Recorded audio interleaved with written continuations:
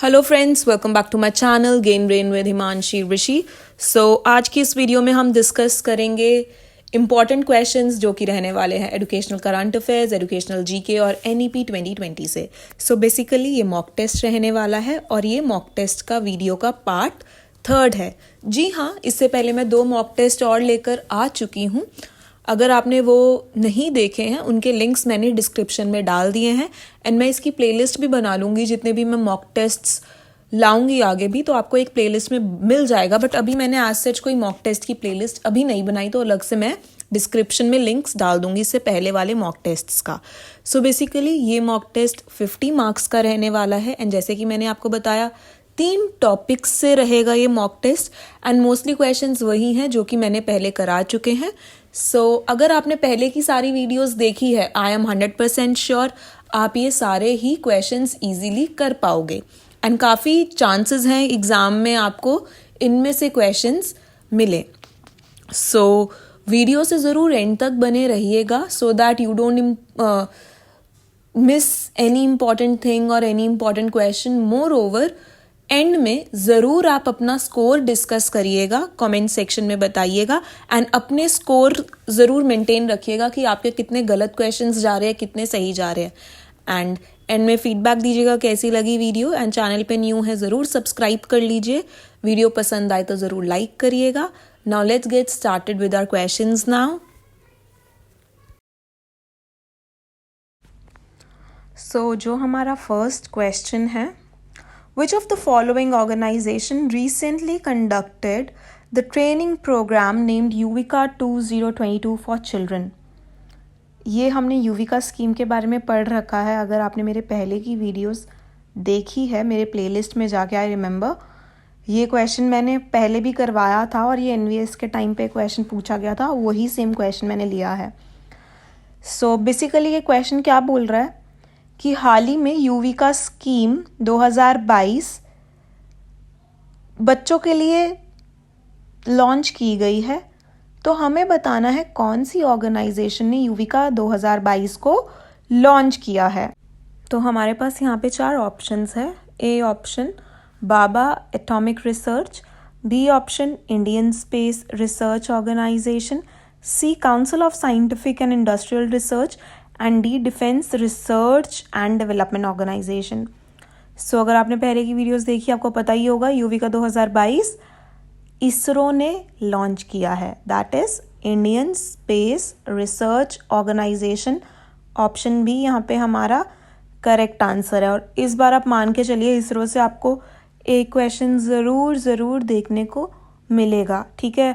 एक तो इन्होंने आदित्य L1 लॉन्च करेंगे ये, और अभी जो चंद्रयान भी इन्होंने लॉन्च किया, तो आपको इनसे देखने को क्वेश्चन मिल सकता है। Next question, what name has been given to HRD ministry in the new education policy 2020? HRD ministry को NEP 2020 के अकॉर्डिंग कौन सा नाम, न्यू नेम दिया गया है? ह्यूमन रिसोर्स डेवलपमेंट था पहले, HRD मिनिस्ट्री। अब ऑप्शंस देखते हैं, 4 ऑप्शंस है यहाँ पे हमारे पास। Development ministry, human resource ministry, education ministry या फिर नन ऑफ दीज। सो जो यहाँ पे हमारा करेक्ट आंसर है वो है ऑप्शन नंबर सी। जी हाँ, according to NEP 2020 HRD ministry को चेंज करके अब इसका नाम रख दिया है education ministry. So option C यहाँ पे हमारा सही आंसर है। Next question, at the primary level national education policy 2020 proposes dash as the medium of instruction across the nation. NEP 2020 के हिसाब से जो मीडियम ऑफ इंस्ट्रक्शन है स्कूल में वो कौन सा होना चाहिए? Let's see the options. Hindi, English, Sanskrit या फिर mother tongue. The correct answer is the D part, that is mother tongue. और ये जो मदर टंग की लैंग्वेज में अगर हम बच्चों को सिखाएंगे कौन सी क्लासेस तक? प्राइमरी लेवल तक, मीन्स 5th क्लास तक ही हम मदर टंग का यूज़ कर सकते हैं बच्चों को सिखाने के लिए। What is the name of the free DTH channel for education which was launched last year? So last year 2022 में एक फ्री DTH चैनल एडुकेशन पे था, वो उसको स्टार्ट किया था गवर्नमेंट ने।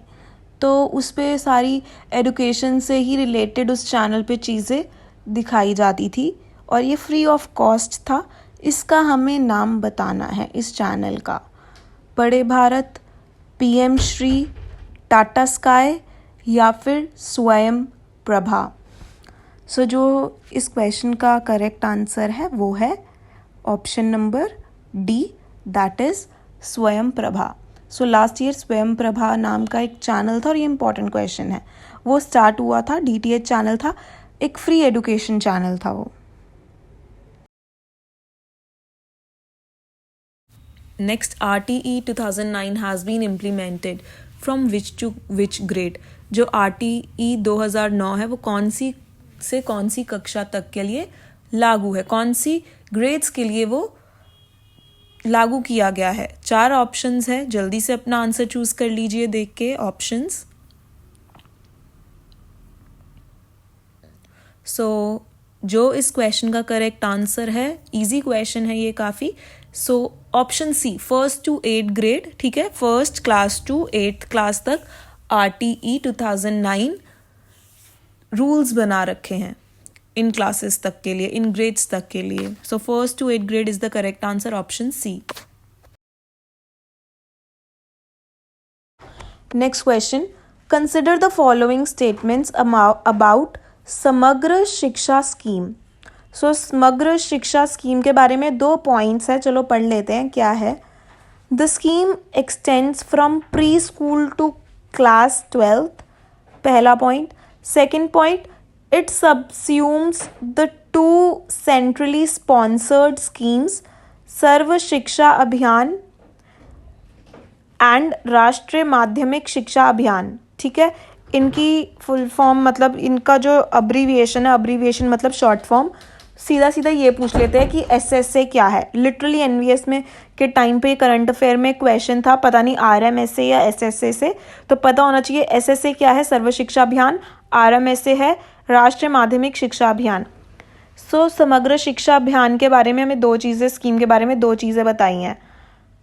प्री स्कूल से लेके 12वीं कक्षा तक के लिए है ये समग्र शिक्षा स्कीम।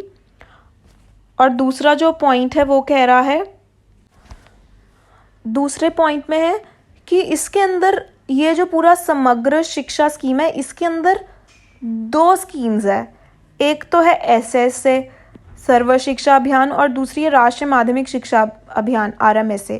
सो अब जो मेन क्वेश्चन है वो है विच स्टेटमेंट इज करेक्ट। तो हमें बताना है इन दोनों में से कौन सी स्टेटमेंट करेक्ट है। A ऑप्शन ओनली 1, मतलब जो फर्स्ट स्टेटमेंट है सिर्फ वही सही है। B ऑप्शन ओनली 2, जो सेकंड स्टेटमेंट है सिर्फ वही करेक्ट है। C ऑप्शन बोथ, मतलब दोनों ही स्टेटमेंट्स करेक्ट है। D ऑप्शन नन, मतलब दोनों ही स्टेटमेंट गलत है। सो जो इस क्वेश्चन का करेक्ट आंसर है वो है option A, that is only 1। सो सिर्फ जो एक पहला स्टेटमेंट है वो ही सही है कि जो समग्र शिक्षा स्कीम है ये प्री स्कूल से लेके कक्षा 12वीं तक के लिए है, 12th क्लास तक है, from pre school to 12th class. और जो सेकंड है वो गलत स्टेटमेंट है। इसके बारे में हम और जानने की कोशिश करते हैं कि समग्र शिक्षा स्कीम या अभियान ये है क्या, बिकॉज ये एग्ज़ाम पॉइंट ऑफ व्यू से बहुत बहुत इम्पॉर्टेंट स्कीम है। Next question, the programme operation blackboard was initiated by. ये जो ऑपरेशन ब्लैकबोर्ड कार्यक्रम किसके द्वारा शुरू किया गया था हमें बताना है। सो एक पॉलिसी आई थी उसी के द्वारा। 4 ऑप्शंस है, जो इस क्वेश्चन का करेक्ट आंसर है वो है option B, that is national policy on education 1986। सो इस नेशनल पॉलिसी ऑन एजुकेशन 1986 के अंडर ऑपरेशन ब्लैकबोर्ड स्टार्ट किया गया था। ऑपरेशन ब्लैकबोर्ड बहुत बहुत इम्पॉर्टेंट है, इसके बारे में मैं ऑलरेडी पहले एक्सप्लेन कर चुकी हूँ कि ये क्या है, ये एडल्ट एजुकेशन के बारे में भी बात करता है। स्कूल के जो बेसिकली इंफ्रास्ट्रक्चर है, ये जो ऑपरेशन ब्लैक बोर्ड है, ये बेसिकली प्राइमरी एजुकेशन के लिए स्टार्ट किया गया था। इसके अंदर एडल्ट एजुकेशन भी आया था और इंफ्रास्ट्रक्चर। सो इसको मैं ऑलरेडी अपनी पुरानी वीडियोज़ में जो एजुकेशनल जीके की उसमें डिस्कस कर चुकी हूँ मैं। Next question, the policy recommended by the Kothari commission is, Kothari आयोग द्वारा अनुशंसित नीति है। सो 3 language formula, 2 language formula, mother tongue या फिर हिंदी। सो जो इस क्वेश्चन का करेक्ट आंसर है वो है 3 लैंग्वेज फॉर्मूला। ये कोठारी कमीशन द्वारा दिया गया था। Next, Raja Ram Mohan Roy advocated strongly in support of the education of the people of India through the medium. So जो राजा राम मोहन रॉय थे उन्होंने स्ट्रांगली बताया था कि जो इंडियन एजुकेशन है वो कौन सी लैंग्वेज में होनी चाहिए। 4 ऑप्शंस हैं मॉडर्न इंडियन लैंग्वेजेस में, इंग्लिश में, अरबिक में या फिर पर्शियन में। सो जल्दी से अपना आंसर चूज़ करिए। सो जो इस क्वेश्चन का करेक्ट आंसर है वो है option B, that is English. Raja Ram Mohan Roy का मानना था कि जो इंडियन एजुकेशन है वो इंग्लिश मीडियम में दी जानी चाहिए स्टूडेंट्स को।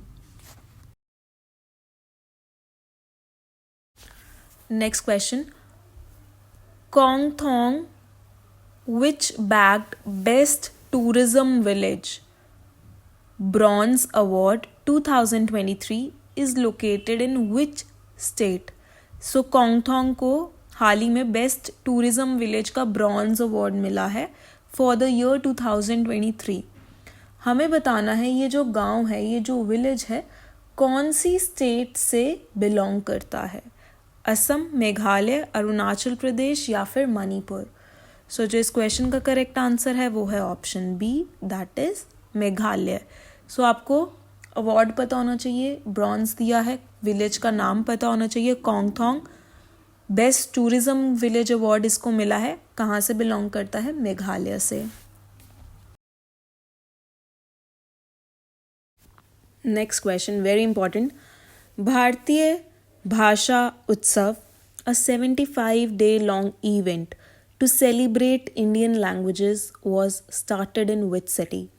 So हाल ही में एक भारतीय भाषा उत्सव स्टार्ट किया गया है जिसमें इंडिया की 75 लैंग्वेजेस को सेलिब्रेट किया है, ठीक है। और ये फर्स्ट टाइम कौन सी सिटी में स्टार्ट किया गया है उसका हमें नाम बताना है। चेन्नई, लखनऊ, कोची, वाराणसी। सो जो इस क्वेश्चन का करेक्ट आंसर है वो है option B, that is Lucknow. So हाल ही में लखनऊ में भारतीय भाषा उत्सव में कितनी लैंग्वेजेस को सेलिब्रेट किया है, 75 लैंग्वेजेस को। तो सारे ही इंपॉर्टेंट पॉइंट्स है, जगह का नाम, कितनी भाषाएं, इस उत्सव का नाम, ठीक है। नेक्स्ट इंपॉर्टेंट क्वेश्चन है, national unity day is celebrated to commemorate the birth anniversary of which leader? National unity day किसकी बर्थ एनिवर्सरी पे बनाया जाता है, कौन से लीडर की। पहली बात तो ये किस दिन बनाया जाता है ये हमें पता होना चाहिए। 31 अक्टूबर, नेशनल यूनिटी डे 31 अक्टूबर को बनाते हैं। और 4 ऑप्शंस है, किसके बर्थडे पे बनाते हैं, महात्मा गांधी के, जवाहरलाल नेहरू जी के, सरदार वल्लभ भाई पटेल जी के या फिर डॉक्टर BR अम्बेडकर के। आई होप आप सभी को ये आंसर पता होगा। इस क्वेश्चन का जो करेक्ट आंसर है वो है C option, that is Sardar Vallabh भाई पटेल।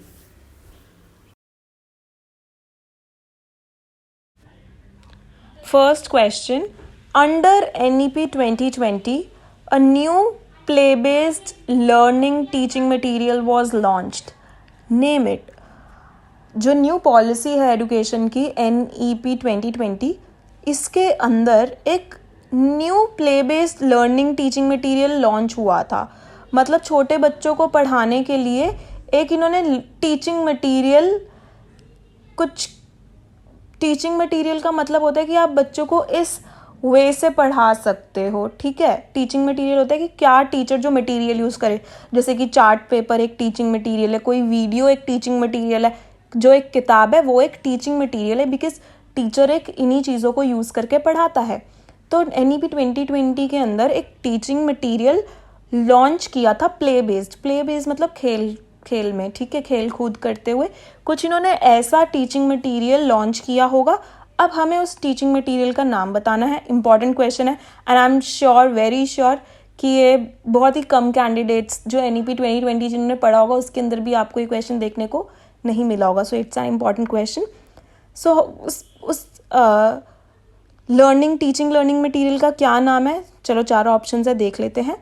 खेल का पिटारा, खेल खेल में, आओ खेले और पढ़े, या फिर जादुई पिटारा। सो जो इस क्वेश्चन का करेक्ट आंसर है वो है option number D, that is जादुई पिटारा। सो एक न्यू जो play based teaching learning material है वो उसका नाम है जादुई पिटारा। अब इसके बारे में हम और समझते हैं कि है क्या। नाम से तो बड़ा इंटरेस्टिंग और एक्साइटिंग लग रहा है कि जादुई पिटारा है क्या। चलो देखते हैं क्या है।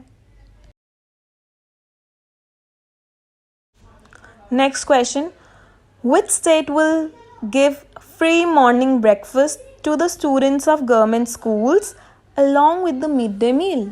बहुत इंपॉर्टेंट क्वेश्चन है। आई रिमेंबर लास्ट जो वीडियो थी पार्ट 8, उसमें मैंने डिस्कस किया था कि मिड डे मील का अब नाम चेंज हो चुका है। उसका क्या नाम है हमने लास्ट वीडियो में डिस्कस किया था। अब एक इम्पॉर्टेंट क्वेश्चन है, अगेन मिड डे मील की तरह ही या फिर इसी से रिलेटेड कह लो। इंडिया की एक पहली ऐसी स्टेट है जिसने, मिड डे मील तो लंच की तरह होता है, बट एक इंडिया की पहली ऐसी स्टेट है जिसने बच्चों को फ्री मॉर्निंग ब्रेकफास्ट भी गवर्नमेंट स्कूल्स में देना स्टार्ट किया है। मॉर्निंग ब्रेकफास्ट मतलब सुबह का नाश्ता गवर्नमेंट स्कूल्स में बांटना शुरू किया है। तो हमें उस स्टेट का नाम बताना है। ऐसी कौन सी स्टेट है जो ये कर रही है? Again we have 4 options, Kerala, Maharashtra, Tamil Nadu या फिर हरियाणा। सो जो इस क्वेश्चन का करेक्ट आंसर है वो है option number C, that is Tamil Nadu. So Tamil Nadu ने ये जो इनिशिएटिव है, ये जो चीज़ है शुरू करी है। अब इसके बारे में हम और भी पढ़ेंगे। नेक्स्ट भी एक इम्पॉर्टेंट क्वेश्चन है, which state government is set to start the world's first IT campus for differently abled persons? So India की फर्स्ट ऐसी कौन सी स्टेट है, नॉट इंडिया की बट वर्ल्ड की, आई एम सॉरी, वर्ल्ड की ऐसी कौन सी फर्स्ट ऐसी इंडिया की स्टेट है जिसने डिफरेंटली एबल्ड लोगों के लिए, या फिर हम हैंडीकैप्ड, अब सही वर्ड नहीं है बट डिफरेंटली एबल्ड वही होते हैं, पीपल विद स्पेशल नीड्स, ठीक है। सो कौन सी स्टेट ने इन लोगों के लिए फर्स्ट IT इंफॉर्मेशन टेक्नोलॉजी का एक कैंपस खोला है जो कि वर्ल्ड में पहला है? सो कौन सी स्टेट ने ऐसा किया है हमें बताना है। 4 ऑप्शंस है, केरला, दिल्ली, तेलंगाना और महाराष्ट्र।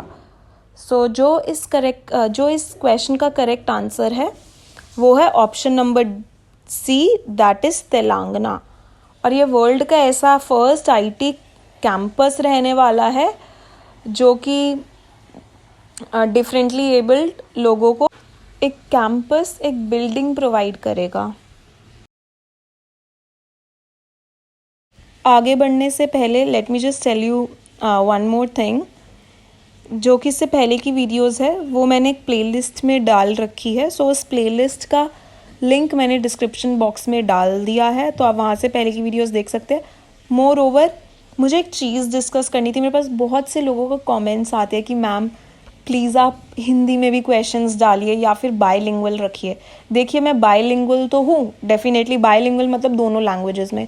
हाँ, प्रिंटेड वे में आई कैन से कि मेरा बायलिंगुअल नहीं है बिकॉज मैं सिर्फ इंग्लिश में ही स्लाइड्स रख रही हूँ, बट जितना मुझसे हो पाता है उसे मैं हिंदी में समझाने की कोशिश करती हूँ। एक्चुअली मुझे हिंदी की टाइपिंग आती नहीं है and English is my main subject, तो इस लैंग्वेज से मैं थोड़ी ज़्यादा कंफर्टेबल हूँ। अगर डेफिनेटली मुझे हिंदी की टाइपिंग आती तो मैं वो भी कर लेती, बट उसमें मुझे मुश्किल होती है, तो इसलिए मैं हिंदी की टाइपिंग नहीं कर पाती। तो इसलिए मैं कोशिश करती हूँ कि मैं हिंदी में हर एक क्वेश्चन समझा पाऊँ जितना मुझसे हो सकता है। So I am really very sorry जो लोग चाहते हैं कि हिंदी में भी मैं प्रिंटेड फॉर्म में लाऊं। अगर ऐसा मैं कर पाई तो डेफिनेटली मैं लेकर आऊँगी। एंड लाइक ज़रूर करिएगा वीडियो को, शेयर भी करिएगा अगर, और कमेंट सेक्शन में ज़रूर बताइएगा आपको आज के क्वेश्चंस कैसे लगे और ये वीडियो कैसी लगी। नाउ नेक्स्ट क्वेश्चन की तरफ चलते हैं। National education policy 2020 focuses on, बहुत इंपॉर्टेंट क्वेश्चन है, बहुत ज़्यादा।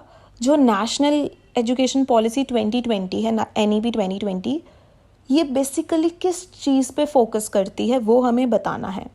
Foundational literacy and numeracy, 3 Rs। 3 Rs क्या होते हैं हम देखेंगे। Only numerical concepts. Foundational literacy numeracy क्या है कि जो बच्चों की फाउंडेशन है बचपन की, ठीक है। लिटरेसी मतलब उनको लिखना भी सिखाए, हिंदी इंग्लिश, बेसिक चीज़ें हिंदी इंग्लिश की। और फिर न्यूमरेसी मतलब हिसाब किताब, थोड़ा मोड़ा छोटा मोटा बेसिक एडिशन, सब्ट्रैक्शन, मल्टीप्लिकेशन, ठीक है। 3 Rs वो हम आगे डिस्कस करेंगे 3 R है क्या। देन ओनली न्यूमेरिकल कंसेप्ट्स, या फिर NEP 2020 का जो मेन फोकस है वो ये है कि बच्चों को बस काउंटिंग और छोटा मोटा डिक्रीजिंग ऑर्डर, इंक्रीजिंग ऑर्डर, ये सब आना चाहिए एडिशन सब्ट्रैक्शन के साथ। सो जो इस क्वेश्चन का करेक्ट आंसर है वो है option A, that is foundational literacy and numeracy. अभी हम इसके बारे में आगे डिस्कस और अच्छे से करेंगे, बिकॉज जो NEP 2020 का मेन फोकस है ना, NEP 2020 बहुत बड़ा है, बट जो इसका मेन फोकस है वो FLN ही है। सो FLN एक आप में खुद एक बहुत बड़ा टॉपिक है जो कि पार्ट है NEP 2020 का। तो आप ये मत सोचिएगा कि FLN इम्पॉर्टेंट नहीं है।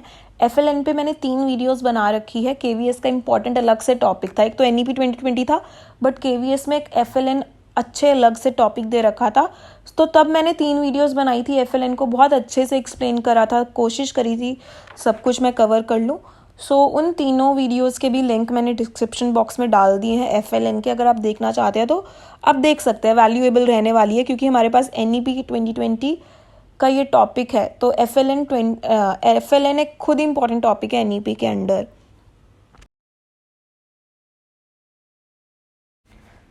नेक्स्ट बहुत इंपॉर्टेंट क्वेश्चन है, in which country world's first dance school pilot project started.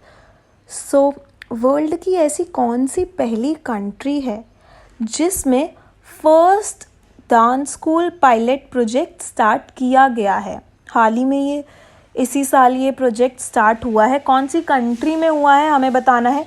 सबसे पहले तो हमें डांस स्कूल पता होना चाहिए कि ये है क्या।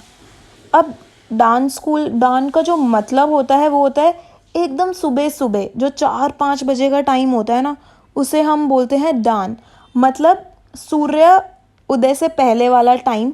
अब सूर्य नहीं आया तो ऑब्वियसली सुबह तो हो चुकी है 4 बजे, बट जब स्काई मतलब आसमान में जब अंधेरा होता है, इंग्लिश में इसको हम बोलते हैं डान।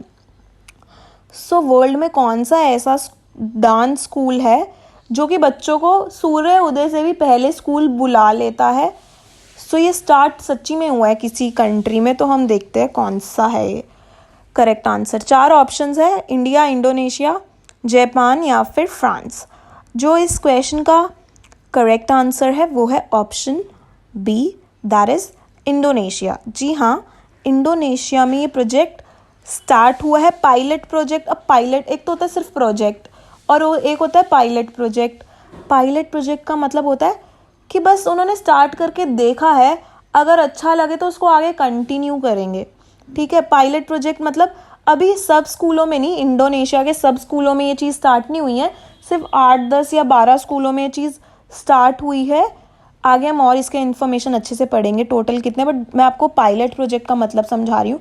सिर्फ कुछ स्कूलों में स्टार्ट किया है, अगर आगे अच्छा लगेगा, ये सबको सक्सेसफुल रहेगा ये प्रोजेक्ट, तब ऑल ओवर इंडोनेशिया में ये लागू करेंगे। अभी सिर्फ पायलट प्रोजेक्ट है, अभी बस ये टेस्ट कर रहे हैं। पायलट प्रोजेक्ट मतलब टेस्टिंग टाइम है अब इनका, ठीक है। सो जो इस क्वेश्चन का करेक्ट आंसर है वो है बी ऑप्शन, इंडोनेशिया।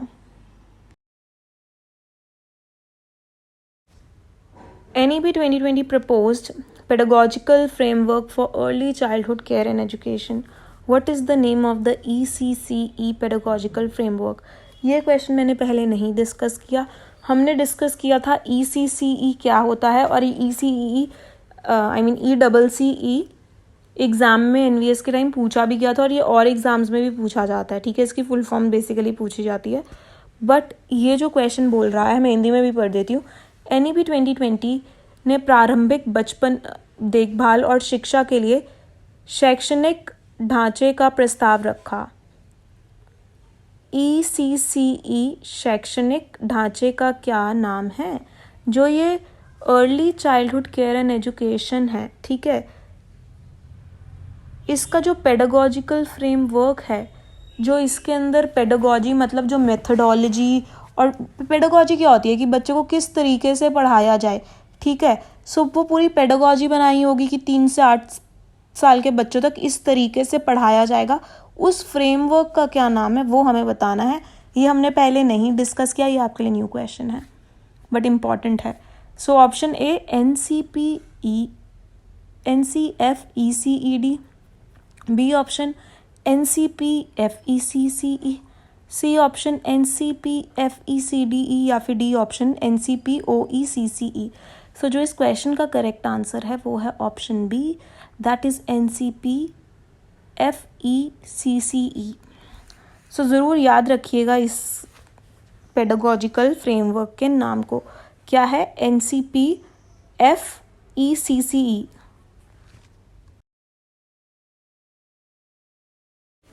आई होप आपको ये वीडियो पसंद आ रही होगी।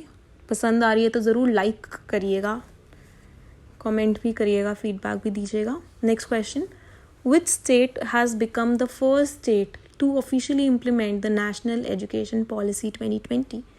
अब देखिए क्वेश्चन थोड़ा अलग है जो हमने ऊपर डिस्कस किया है। ऊपर पूछा था कौन सा ऐसा पहला राज्य है जिसमें प्राइमरी लेवल पे NEP स्टार्ट हुआ है या फिर अपनी स्टेट में लागू कर दिया है। बट यहाँ पे पूछा है कौन सा ऐसा फर्स्ट स्टेट है इंडिया का जिसने अपने हर स्कूल में, मतलब 12th तक की क्लासेस में, ठीक है, सारी ही क्लासेस अकॉर्डिंग टू NEP 2020 कर दी है। हरियाणा, तमिलनाडु, कर्नाटक या फिर हैदराबाद? सोचिए, डिस्कस किया हुआ है।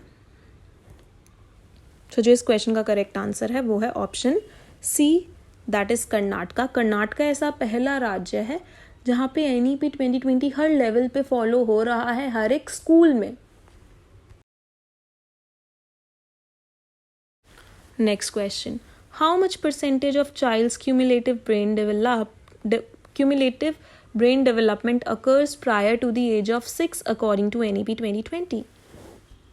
NEP 2020 के अनुसार 6 वर्ष की आयु से पहले बच्चे की संची मस्तिष्क का कितना प्रतिशत विकास होता है? हमें बताना है according to NEP 2020। Important question है, FLN का, हमने डिस्कस किया है। 6 वर्ष तक का जो बच्चा होता है उसका जो दिमाग है वो कितने परसेंट तक ग्रो बढ़ जाता है? 100 में से कितने परसेंट उसका दिमाग ग्रो हो जाता है 6 साल तक के बच्चे का? Over 80%, B option over 75, C option over 60 या फिर डी ऑप्शन ओवर 85%। सो जो इसका करेक्ट आंसर है वो है डी ऑप्शन 85%। ठीक है, सो डी यहाँ पे करेक्ट उत्तर है हमारा। When was Kothari commission established? Kothari commission कब एस्टैब्लिश हुआ था हमें बताना है। 1962, 1964, 1965 या फिर 1966। सो जो इस क्वेश्चन का करेक्ट आंसर है वो है ऑप्शन बी, दैट इज 1964। सो 1964 में कोठारी कमीशन को एस्टैब्लिश किया गया था। NCTE was established by an act of parliament in। NCTE है क्या? NCTE की फुल फॉर्म है national council for teacher education. So हमें फुल फॉर्म भी पता होनी चाहिए, NCERT, NCTE, NEP, ठीक है। सो हमें फुल फॉर्म भी पूछे जा सकते हैं सीधा सीधा। सो NCTE की क्या फुल फॉर्म है? National council for teacher education. इस क्वेश्चन में हमसे पूछा गया है कि ये इस्टेब्लिश कब हुआ था, कौन से ईयर में हुआ था? 1994, 995, 996 या फिर 2000। सो जो इस क्वेश्चन का करेक्ट आंसर है वो है option number B, that is 1995. Next question. I hope आपको ये सारे क्वेश्चंस अच्छे लग रहे हो, अच्छे मतलब यूजफुल लग रहे हो आपके लिए. So next important question. Who establish the central education department in India? India में सेंट्रल एजुकेशन डिपार्टमेंट किसने एस्टैब्लिश किया था, किसने खोला था, किसने इंट्रोड्यूस किया था, उनका हमें नेम बताना है. गांधी जी ने, लॉर्ड कैनिंग ने, चार्ल्स वुड ने या फिर लॉर्ड कर्जॉन ने. सो जिसने इस्टेब्लिश किया था central education department in India, उनका नाम था चार्ल्स वुड. सो ये इंपॉर्टेंट क्वेश्चन है, ये नाम हमें याद रखना है. चार्ल्स वुड ने किया था. Option C is the correct answer here. Next question. Name the first university of India. India में कौन सी पहली यूनिवर्सिटी खोली हुई थी, या फिर इंडिया की सबसे पहली यूनिवर्सिटी का हमें नाम बताना है. नालंदा यूनिवर्सिटी, अलीगढ़ मुस्लिम यूनिवर्सिटी, पंजाब यूनिवर्सिटी या फिर university of Mysore. I hope ज़्यादातर एस्पिरेंट्स को ये आंसर आता होगा. सो जो इस क्वेश्चन का करेक्ट आंसर है वो है option A, that is Nalanda university. जी हाँ, इंडिया की, भारत की जो सबसे पहली यूनिवर्सिटी है वो है Nalanda university. Which article of the Indian Constitution provides universal free education up to age 14?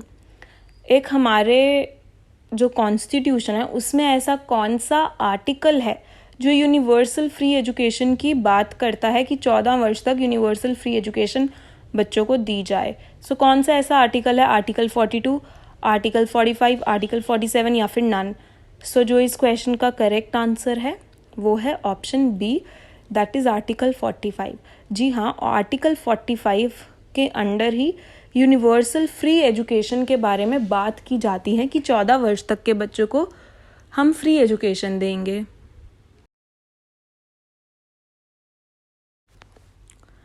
The idea of 4 pillars of education was suggested bye.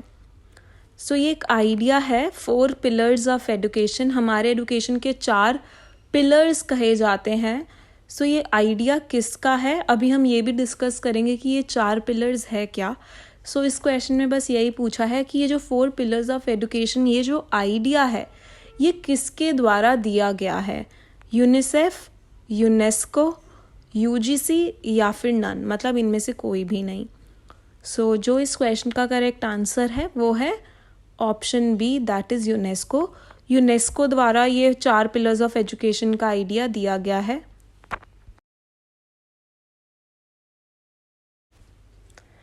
अब ये 4 पिलर्स ऑफ एजुकेशन है क्या? सबसे पहले तो ये 4 पिलर्स ऑफ एजुकेशन, ये लॉन्च, ये आइडिया कब इंट्रोड्यूस हुआ था, ठीक है. सो ये 1996 में इंट्रोड्यूस हुआ था. किसके द्वारा? यूनेस्को द्वारा. अब इम्पॉर्टेंट चीज़ ये है कि 4 पिलर्स ऑफ एजुकेशन है क्या. Learning to know, learning to do, learning to live together और लर्निंग टू बी. अब बेसिकली इजी लैंग्वेज में चारों आइडियाज़ आपसे पूछे जाएंगे नहीं कि ये है क्या, बट लर्निंग टू नो का क्या मतलब है कि आप कोई चीज़ पढ़ रहे हो, आप नो का क्या मतलब होता है? जानना. तो आप उन चीज़ों को पढ़ के नई चीज़ों के बारे में जान सको. लर्निंग टू डू मतलब आपने चीज़ें जान तो ली, ठीक है, अब जानने के बाद उन चीज़ों को आप प्रैक्टिकल लाइफ में भी यूज़ कर सको, ठीक है. अब प्रैक्टिकल, अब जैसे कि हमने साइंस के एक्सपेरिमेंट्स पढ़ तो लिए, बट हमें टू डू मतलब अब आप पढ़ के उन्हें कर भी सको अपनी प्रैक्टिकल लाइफ में. उन्हें जो हमने पढ़ी है चीज़ें, जो हमने जानी है, उन्हें वहाँ पे यूज़ कर सको. लर्निंग टू लिव टुगेदर मतलब हमें ऐसी पढ़ाई दी जाए जहाँ पे हम साथ रहना सीखें, मतलब बेसिकली सोशल साइंस के बारे में और कोलैबोरेशन लर्निंग के बारे में, कि हम सिर्फ ये नहीं कि सिर्फ हम जाने और चीज़ें करें, बट हमें सबको अपने साथ लेकर चलना है, सबके साथ हम एक सोसाइटी में रहना है. तो we should know how to live together in harmony, मतलब शांति से. लर्निंग टू बी का क्या मतलब है कि अब हमने जो ये पढ़ाई वढ़ाई ये सब कर तो ली, टू बी का क्या मतलब होता है कि अब आप कुछ बन सको. तो इस पढ़ाई को आप अपनी प्रैक्टिकल नॉलेज में तो ले आए, बट आप इससे कुछ अर्न भी कर सको, अपनी लाइफ में कुछ काम कर सको, टू मेक योर लाइवलीहुड, ठीक है, कि आप कमा सको और खाना खा सको। सो ये 4 पिलर्स है जो कि ये किसके पिलर्स है? पिलर्स ऑफ एजुकेशन, जो कि दिए गए हैं यूनेस्को द्वारा। एक्सप्लेनेशन नहीं मांगी जाएगी आपसे इनके बारे में, बट हाँ आपको ये 4 पिलर्स पता होने चाहिए। To know, to do, to live together and to be. अच्छा, अगर आपको ये वीडियो पसंद आ रही हो तो ज़रूर लाइक करिएगा, एंड में ज़रूर कमेंट सेक्शन में बताइएगा कैसी लगी ये वीडियो। चैनल पे नहीं है तो ज़रूर सब्सक्राइब करिएगा। नेक्स्ट क्वेश्चन, वेयर डिड नीव लिटरेचर फेस्टिवल 2023 हेल्ड? बहुत इंपॉर्टेंट क्वेश्चन है। हमें बताना है नीव लिटरेचर फेस्टिवल 2023 में कहाँ पे बनाया गया, कौन सी जगह में। सो ये एक लिटरेचर फेस्ट है। लिटरेचर मतलब या तो हिंदी की लिटरेचर या तो इंग्लिश की लिटरेचर। अब लिटरेचर क्या होता है? कहानियों से रिलेटेड, राइट। सो नीव लिटरेचर फेस्टिवल 2023 कहाँ पे बनाया गया? 4 ऑप्शंस है। A option Bengaluru, B option Pune, C option Delhi या फिर डी ऑप्शन गुजरात। सो जो इस क्वेश्चन का करेक्ट आंसर है वो है A option, that is Bengaluru.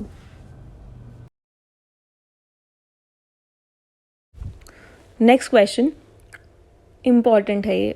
Who inaugurated 4th EMRS National Cultural and Literacy Fest and Kala Utsav 2023? सो इस क्वेश्चन में हमें बताना है EMRS का जो 4th national cultural literacy fest है, ठीक है, या फिर इसे कला उत्सव भी बोल दो। EMRS में जो हर साल उत्सव बनाया जाता है या फिर जो लिटरेसी फेस्ट बनाया जाता है, 2023 का वो EMRS का चौथा था। और 2023 में जो ये बनाया गया है कला उत्सव EMRS में, इसका इनॉग्रेशन किसके द्वारा किया गया ये हमें बताना है। सो नरेंद्र मोदी पहला ऑप्शन है, सेकेंड ऑप्शन धर्मेंद्र प्रधान जी जो एजुकेशन मिनिस्टर है, सी ऑप्शन अमित शाह या फिर D option Arjun Munda. So जो इस क्वेश्चन का करेक्ट आंसर है वो है D option, that is Arjun Munda. So याद रखना कुछ इंपॉर्टेंट पॉइंट्स है। कला उत्सव EMRS का कौन सा था? ये 4th, ठीक है, चौथा। किसके द्वारा बनाया गया? अर्जुन मुंडा द्वारा इनॉग्रेट किया गया, मतलब चीफ गेस्ट थे इसके। और आगे हम और इसके बारे में पढ़ते हैं।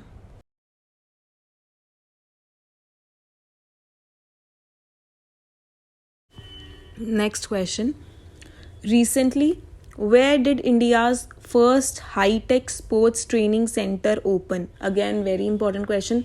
हाल ही में इस स्पोर्ट्स सेंटर को खोला गया है, ठीक है, PM मोदी द्वारा। सो कहाँ पे ये खोला गया है, इस जगह का हमें नाम बताना है। और ये इंडिया का पहला high tech sports training centre है। अभी हम पढ़ेंगे आगे कि ये है क्या बेसिकली। सो महाराष्ट्र, असम, तेलंगाना या फिर मध्य प्रदेश। सो जो इस क्वेश्चन का करेक्ट उत्तर है, करेक्ट आंसर है वो है मध्य प्रदेश। सो हाल ही में मध्य प्रदेश में खोला गया है India's first high tech sports training centre. Next very very important question, recently where did Saraka Central Tribal University approved to be established? सो आज जो आपको क्वेश्चंस देखने को मिलेंगे एजुकेशन फील्ड से रिलेटेड करंट अफेयर्स, ये सारे ही अक्टूबर मंथ्स के हैं। सारे ही अक्टूबर मंथ के हैं। अभी तक तो अक्टूबर मंथ को शुरू हुए सिर्फ एक हफ्ता ही हुआ, तो काफ़ी हमने देख लिए, तो इसलिए मैंने इस पर वीडियो बना दी। इससे पहले सितंबर तक के जितने भी करंट अफेयर्स हैं मैंने आपको दे चुकी हूँ, ठीक है। सो अक्टूबर मंथ के अब स्टार्ट हो गए हैं, बहुत सारे करंट अफेयर्स है एजुकेशन फील्ड से रिलेटेड इस मंथ। सो याद रखिएगा, सारी चीज़ें इंपॉर्टेंट है। सो हमें इस क्वेश्चन में बताना है सराका सेंट्रल यूनिवर्सिटी कहाँ पे अप्रूव हुई है कि यहाँ पे खोली जाएगी। अभी खुली नहीं है ये यूनिवर्सिटी, बस इसे अप्रूवल मिल गया कि इस जगह में खोली जाएगी। तो हमें उस जगह का नाम बताना है, कौन सी जगह खोली जाएगी। सराका सेंट्रल ट्राइबल यूनिवर्सिटी। 4 ऑप्शंस है, महाराष्ट्र, असम, तेलंगाना या फिर मध्य प्रदेश। सो जो इस क्वेश्चन का करेक्ट आंसर है वो है option C, that is Telangana. ये एक ट्राइबल यूनिवर्सिटी है, नाम याद रखना सराका, और ये तेलंगाना में खोली जाएगी। When the Operation Blackboard started, operation black board के बारे में अभी हमने बात करी थी, कौन से ईयर में स्टार्ट हुआ था वो हमें बताना है। 1985, 1987, 1989 या फिर 1990। सो जो इस क्वेश्चन का करेक्ट आंसर है वो है option B, that is 1987। So yes, 1987 में ऑपरेशन ब्लैक बोर्ड स्टार्ट हुआ था।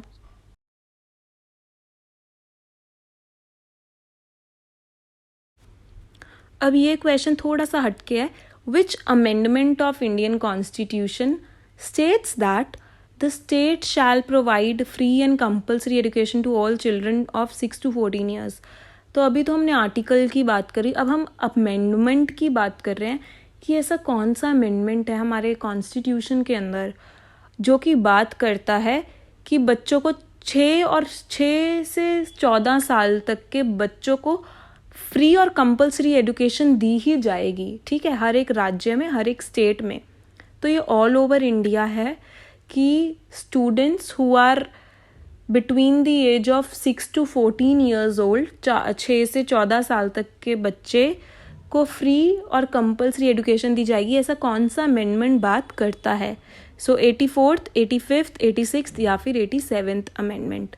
सो जो इस क्वेश्चन का करेक्ट आंसर है वो है option C, that is 86th amendment. Important question है ये, आर्टिकल वाला भी, ये सब एजुकेशन से रिलेटेड है।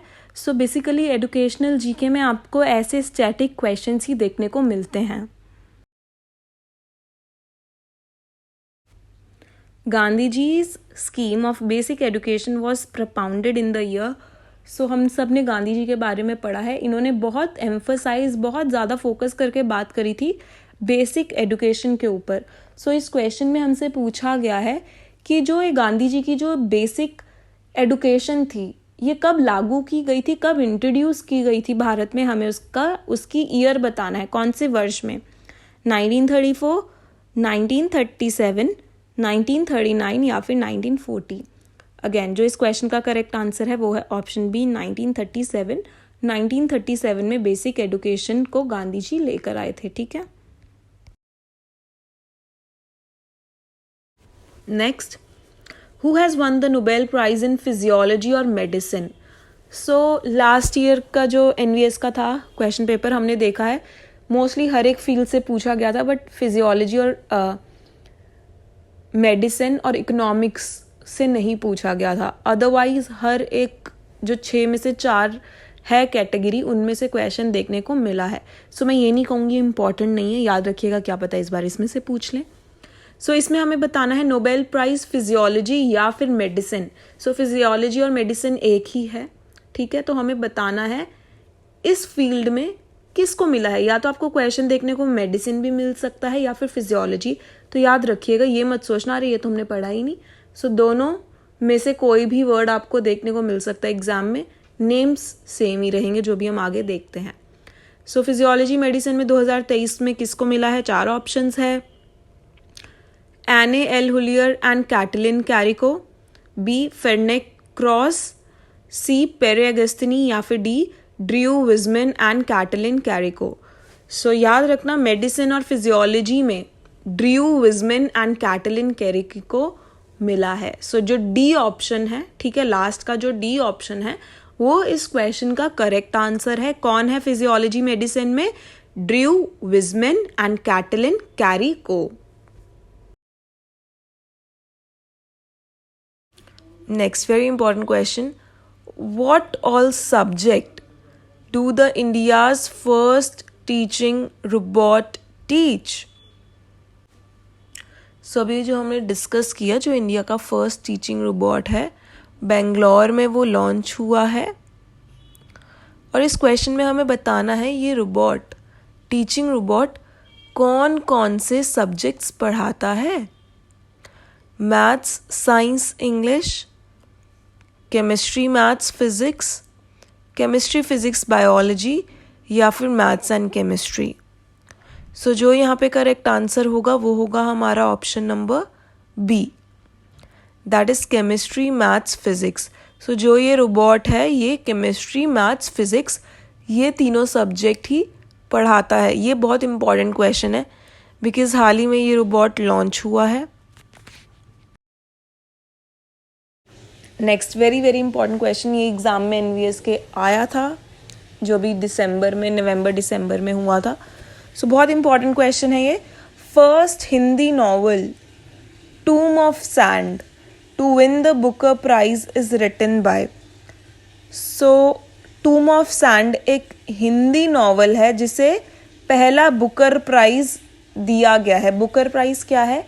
ये एक लिटरेचर का सबसे बड़ा प्राइज है, ठीक है। सो लिटरेचर का सबसे बड़ा प्राइज क्या है? Booker prize. ये एक हिंदी नॉवल को दिया गया है पहली बार, जिसका नाम है टूम ऑफ सैंड। सो ये किसके द्वारा लिखा गया है वो हमें बताना है। गीतांजलि श्री, किरण देसाई, दया प्रकाश सिन्हा या फिर विक्रम सेठ। सो जो यहाँ पे करेक्ट आंसर रहेगा वो रहेगा option number A, that is Geetanjali Shree. अब आपसे क्वेश्चन ऐसे भी पूछा जा सकता है कि बुकर प्राइज इंडिया में फर्स्ट टाइम कौन से नॉवल को मिला, तो आपको वो भी पता होना चाहिए। टूम ऑफ सैंड किसके द्वारा लिखा गया? गीतांजलि श्री द्वारा।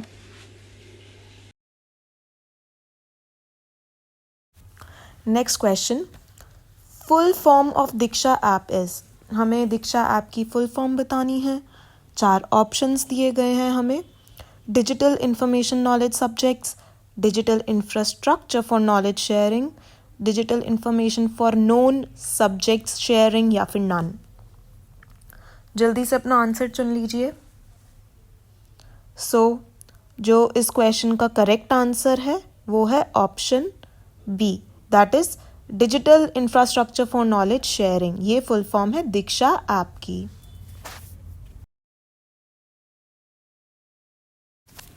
Next question, national education policy 2020 emphasized to set up which fund?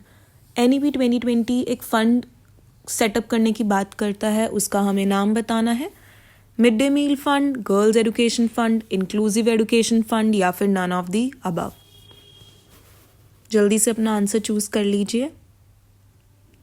सो जो इस क्वेश्चन का करेक्ट आंसर है वो है inclusive education fund. I hope ये आंसर सबको पता होगा। NEP 2020 का एक one of the most important questions में से ये एक है। सो इंक्लूसिव एजुकेशन फंड खोलने की बात करता है क्या? NEP 2020। अगर आपको ये वीडियो पसंद आ रही है ज़रूर इसे लाइक करिएगा कि ऐसे ही और मॉक टेस्ट्स के साथ मैं आती रहूँ। इसके बाद एक मैं पूरे जनरल पेपर का मॉक टेस्ट लाऊंगी जिसके अंदर आपको अलग अलग सब्जेक्ट सारे ही मिलेंगे 10-10, 20-20 नंबर के। So yes, to increase my motivation please do hit the like button and comment section में ज़रूर अपना स्कोर बताइएगा एंड बताइएगा आपको वीडियो कैसी लगी। Now moving on to the next question. Next question, what is the main aim of Pratham scheme? Pratham scheme का main aim क्या है? इम्पॉर्टेंट स्कीम है इसलिए मैंने इसके बारे में मेंशन किया है यहाँ पे। इससे पहले भी क्वेश्चन आ चुके हैं। To encourage students to get more than 80%, to remove social disparities, every child is learning well, every child in school and learning well. So इसका बेसिकली जो क्वेश्चन आया है ना वो इसके मेन एम से ही आया है, ठीक है। सो जो प्रथम स्कीम का मेन एम है वो है every child in school and learning well. So option D यहाँ पे हमारा करेक्ट आंसर है। एवरी चाइल्ड इन स्कूल का क्या मतलब है कि जो अपनी कंट्री के बच्चे हैं वो स्कूल में पढ़े, इनरोलमेंट ले, एडमिशन करवाए एंड लर्निंग वेल।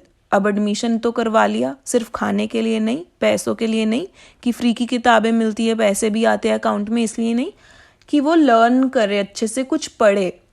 तो इसके 2 एम है, एवरी चाइल्ड इन स्कूल पहला एम एंड लर्निंग वेल, ठीक है।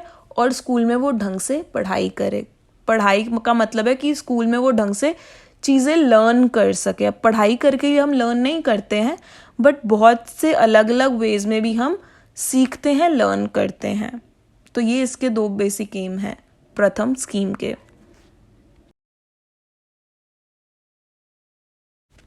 Again important question, when is international teachers day celebrated? International teachers day कब सेलिब्रेट करते हैं?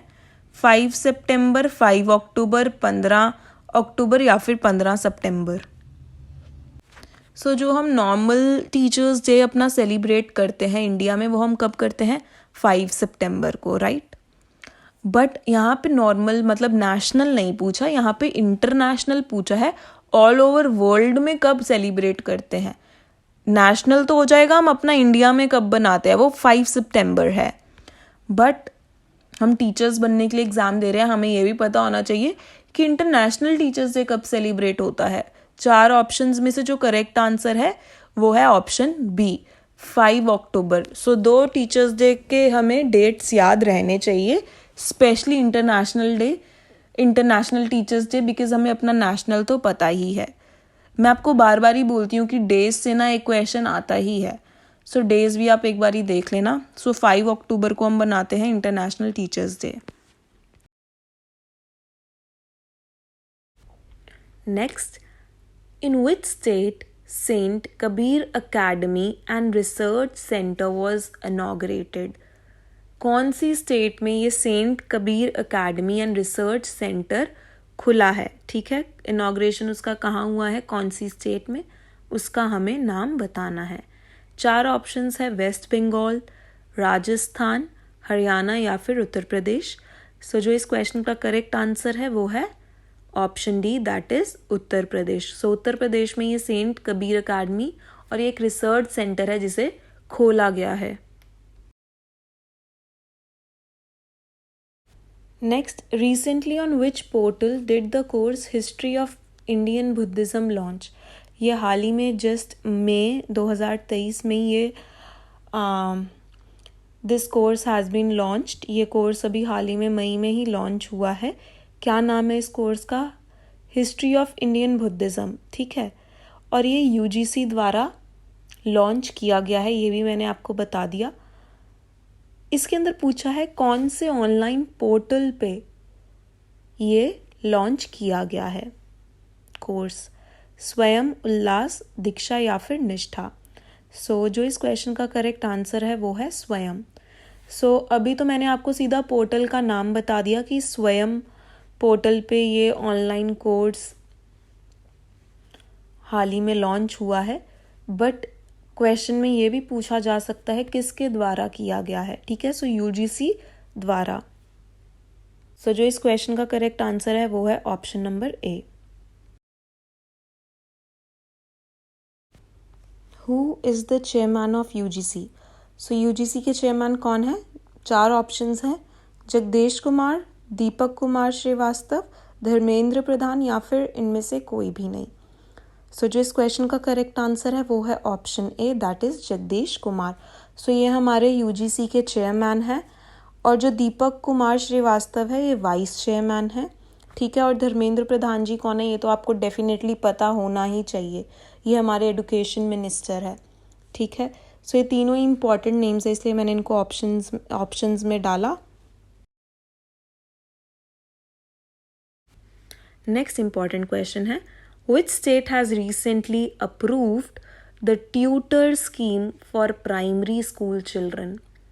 So कौन सी ऐसी स्टेट है, ठीक है, जिसने अप्रूव किया है ट्यूटर स्कीम को? ये NEP 2020 के अंडर ये स्कीम है, इसके बारे में ज़्यादा बात नहीं की गई है, बट ये NEP 2020 के अंदर आइडिया था, किसी ने इसको भी हाल ही में इम्प्लीमेंट नहीं किया, सिर्फ एक ही स्टेट ने किया है, उसका हमें नाम बताना है। और ये ट्यूटर स्कीम किसके लिए है ये भी पूछा जा सकता है, ये प्राइमरी लेवल तक के बच्चों के लिए है, ठीक है। सो भी हमसे जो क्वेश्चन पूछा गया है कौन सी स्टेट ने इसको अप्रूव किया है, अरुणाचल प्रदेश, केरला, हरियाणा या फिर हिमाचल प्रदेश।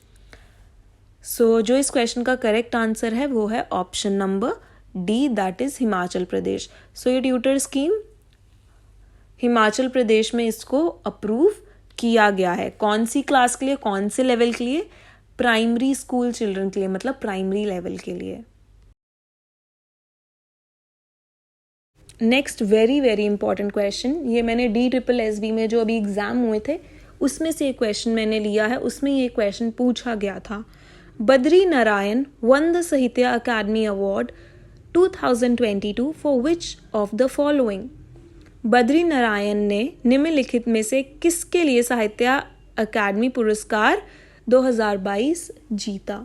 सो बेसिकली एक ऑथर थे, हमें इनका वर्क बताना है, ठीक है, कि उनको किस वर्क के लिए मिला, पोएट्री के लिए मिला, शॉर्ट स्टोरी के लिए मिला, उनको किसी प्ले के लिए मिला या फिर उनको किसी नॉवल के लिए मिला। सो बद्री नारायण जी को ये अवार्ड साहित्य अकादमी 2022 का उनकी कविता पोएट्री के लिए मिला। तो ये इम्पोर्टेंट क्वेश्चन है और एग्जाम में अभी हाल ही में पूछा भी गया है ये। अगर आपको वीडियो पसंद आ रही है तो ज़रूर लाइक करिएगा एंड देखिए अब मैं हिंदी में भी क्वेश्चंस लाती हूँ। बहुत से कमेंट्स आते थे, बहुत सी रिक्वेस्ट्स आती थी कि मैम हिंदी में टाइपिंग करिए। सो मैं खुद टाइपिंग तो नहीं करती हूँ क्योंकि मुझे आती नहीं है। मैंने बेसिकली गूगल ट्रांसलेट से इसको इंग्लिश में खुद टाइप करके कॉपी पेस्ट किया है। सो आई होप अब आपको ये वाली दिक्कत ना आए। So next question, who was awarded Padma Bhushan 2023 in the field of science and engineering? So देखिए, कंफ्यूज नहीं होना, कहीं आप सोचो अभी तो ऊपर डिस्कस किया है, इससे ऊपर हमने पद्म विभूषण को किया था, अब हम कर रहे हैं पद्म भूषण को, ठीक है। फील्ड मैंने सेम ही रखी है, साइंस एंड इंजीनियरिंग में। सो 4 ऑप्शन है। श्री श्रीनिवास जी को किस में मिला था? इसी साइंस एंड इंजीनियरिंग में मिला था, बट पद्म विभूषण मिला था। पद्म भूषण 2023 साइंस एंड इंजीनियरिंग में मिला है श्री दीपक धर को। सो ऑप्शन ए यहाँ पे करेक्ट आंसर है। नेक्स्ट क्वेश्चन इंपॉर्टेंट है काफ़ी ज़्यादा ये। Who has been awarded golden book award 2023? So golden book award 2023 में किसको मिला है? 4 नाम दिए गए हैं हमें, सलमान रश्दी, माइकल रोजन, राखी कपूर या फिर किरण देसाई। आई होप आपने अपना आंसर चूज कर लिया होगा अब तक। सो जो इस क्वेश्चन का करेक्ट आंसर है वो है राखी कपूर। और कौन सी किताब के लिए इन्हें ये गोल्डन बुक अवार्ड दिया गया है? नाउ यू ब्रीथ, ठीक है। सो सारी चीज़ें याद रखना, कौन सा अवार्ड है? गोल्डन बुक अवार्ड 2023 का। किसे मिला? राखी कपूर को। कौन सी किताब के लिए मिला? नाउ यू ब्रीथ के लिए।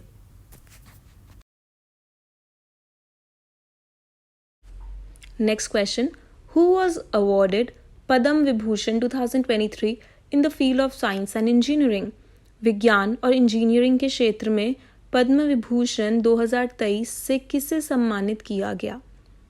सो अभी हमने 3 या 4 आई गेस 3 हमने जनरल अवेयरनेस, जो जीके है, करंट अफेयर्स, एजुकेशन से रिलेटेड, हमने प्रीवियस ईयर एनवीएस के क्वेश्चंस डिस्कस करे थे और हमने देखा अवार्ड से क्वेश्चन पूछे गए हैं, तो इसलिए मैंने ये रखा है क्वेश्चन पद्म विभूषण 2023 में साइंस एंड इंजीनियरिंग में किसे मिला। 4 ऑप्शंस है हमारे पास।